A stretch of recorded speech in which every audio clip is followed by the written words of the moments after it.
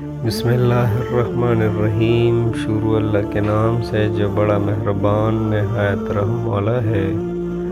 ناظرین السلام علیکم۔ حضرت عمر رضی اللہ تعالیٰ عنہ کی وصیت۔ جب حضرت عمر بن خطاب رضی اللہ تعالیٰ عنہ کی وفات کا وقت قریب آیا تو اپنے بیٹے سے جب مجھے موت آنے لگے تو میرے جسم کو دائیں پہلو کی طرف موڑ دینا اور اپنے دونوں گھٹنے میری کمر کے ساتھ لگا دینا اور اپنا دایاں ہاتھ میری پیشانی پر اور بایاں ہاتھ میری ٹھوٹڑی پر رکھ دینا، اور جب میری روح نکل جائے تو میری آنکھیں بند کر دینا اور مجھے درمیانی قسم کا کفن پہنانا، کیونکہ اگر مجھے اللہ کے ہاں خیر ملی تو پھر اللہ تعالیٰ مجھے اس سے بہتر کفن دے گے، اور اگر میرے ساتھ کچھ اور ہوا تو اللہ تعالیٰ اس کفن کو مجھ سے جلدی چھین لیں گے، اور میری قبر درمیانی قسم کی بنانا،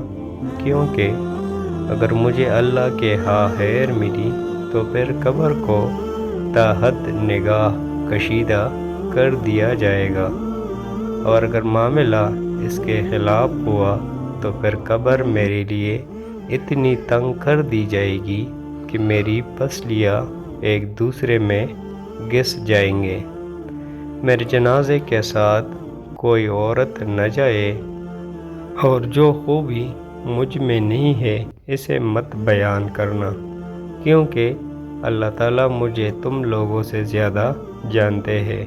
اور جب تم میرے جنازے کو لے کر چلو تو تیز چلنا، کیونکہ